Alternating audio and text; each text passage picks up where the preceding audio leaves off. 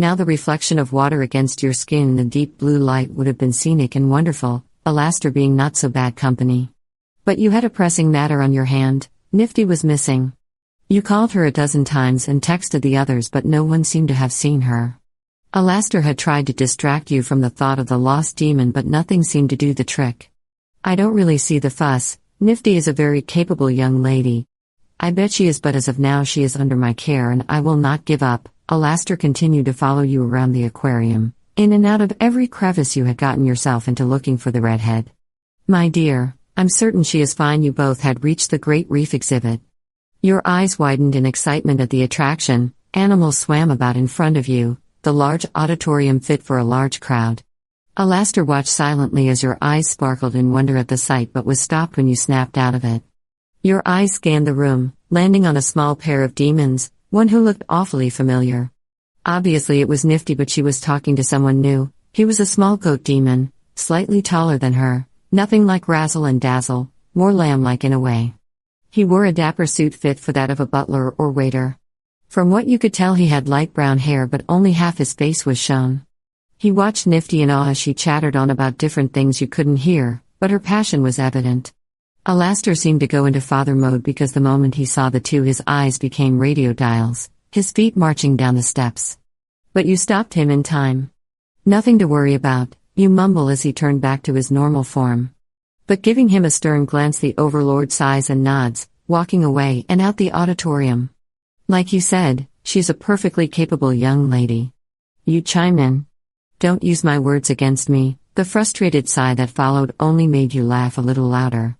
Well, I think this deserves a nice meal because I am starving. Linking your arm with his, you lead the way to the food court, which was luckily one turn away. After grabbing a sandwich and drink, you with a hot chocolate and Alastor with coffee, you both continued around the aquarium. Stopping at the otters, which was amazing, and then the penguins, then sharks, you both found yourselves at the glass tunnel. You let yourself wander free, letting go of Alastor's arm which he had offered as you both walked around the attraction. Was it the way the fish looked? Was it how they swam so gracefully? Or was it the fact they thought they were enclosed in glass yet swam freely? Somehow they seemed to have swam more freely than you could fly in heaven. Millennia had passed and yet you still dwelled on the role you play in heaven.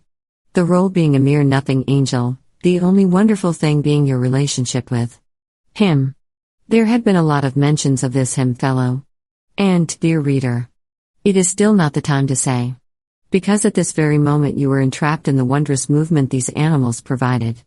Alastor couldn't help but soften his smile, his eyes, his stance.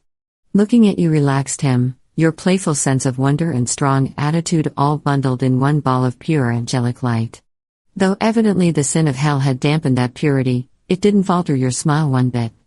This brought Alastor a joy he hadn't felt since ever. Really? He had fans in the living world. Ones who he had no interest in except their devotion to him, the fact they put full trust into him. The way his charming smile could manipulate them.